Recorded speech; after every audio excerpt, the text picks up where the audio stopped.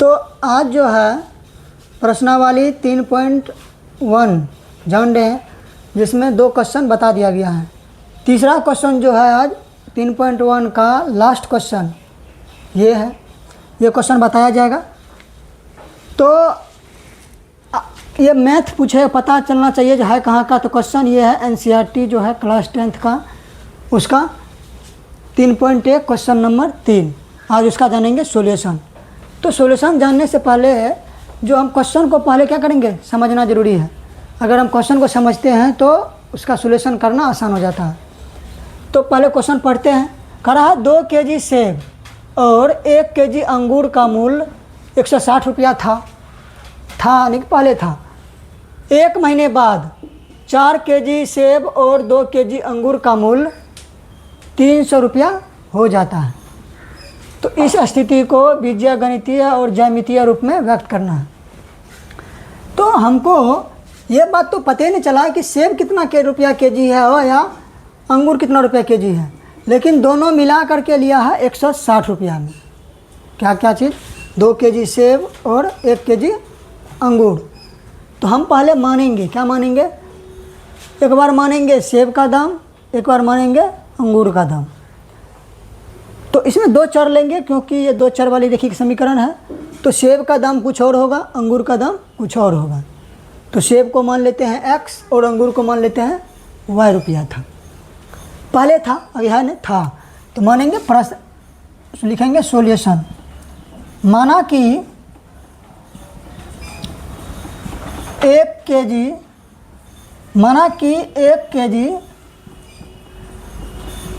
सेब की कीमत कितना है, x रुपया था बात। ये तो वर्तमान में है ना, पहले था। इसी तरह मानेंगे 1 kg अंगूर का दाम। 1 kg अंगूर की कीमत y रुपया था। अब कह रहा है प्रश्न से, अगर हमको 1 kg सेब और 1 kg अंगूर का दाम मालूम हो गया तो हम आराम से निकाल सकते हैं क्या चीज़, 160 रुपया में कितना दाम सेब का था, कितना दाम अंगूर का था। कैसे निकालेंगे, तो आते हैं प्रश्न से। लिखेंगे प्रश्नानुसार से लिखेंगे। तो 1 kg सेब की कीमत अगर x रुपया है तो 2 kg सेब की दाम 2x रुपया मल्टीपल होगा, प्लस 1 kg अंगूर की कीमत अगर y रुपया है तो 1 kg अंगूर की कीमत कितना होगा, y रुपया 1 से गुना करेंगे तो हमें तो कोई फ़र्क पड़ेगा नहीं। टोटल मिला के जो है ये 160 रुपया में ख़रीदा है। इसको मान लेंगे समीकरण 1। क्यों माने, क्योंकि प्रश्न इसके बाद भी कह रहा है, क्या कह रहा है, 1 महीना बाद इसी सेब और अंगूर की कीमत जो है बदल जाता है। बदलने के कारण 4 kg सेब 2 kg अंगूर का मूल्य कितना हो जाता है, 300 हो जाता है। तो लिखेंगे पुनः तो क्या कर रहा है, 4 kg सेब तो 1 kg का दाम x रुपया, तो 4 kg का दाम 4x।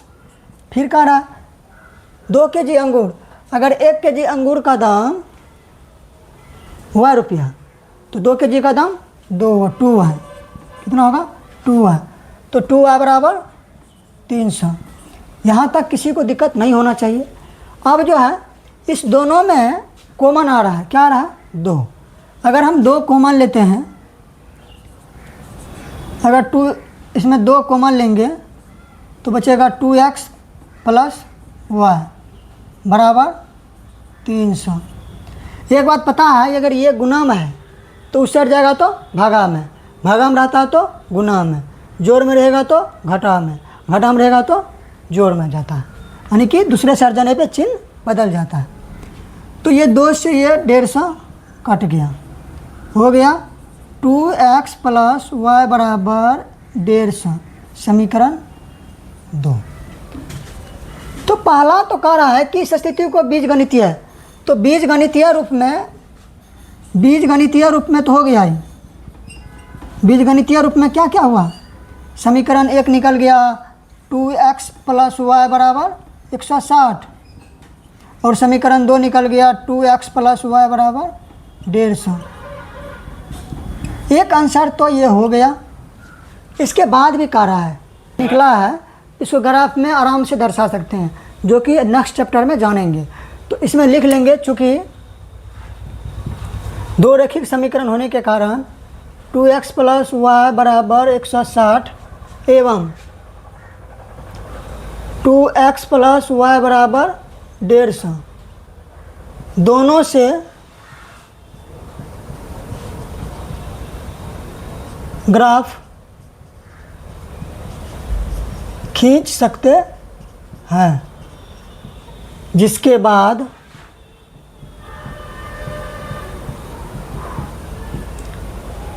x और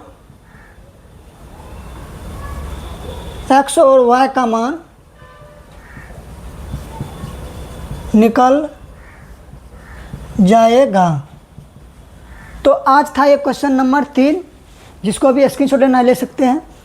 इसी तरह का जो है नेक्स्ट वीडियो में इसका जो है यानी कि 3.1 तो ख़त्म हो गया आज, तो कल से चलेगा 3.2। एक बाय एक करके प्ले लिस्ट बनाया जाता है, जिसको सभी वीडियो को ज़रूर देखें। धन्यवाद।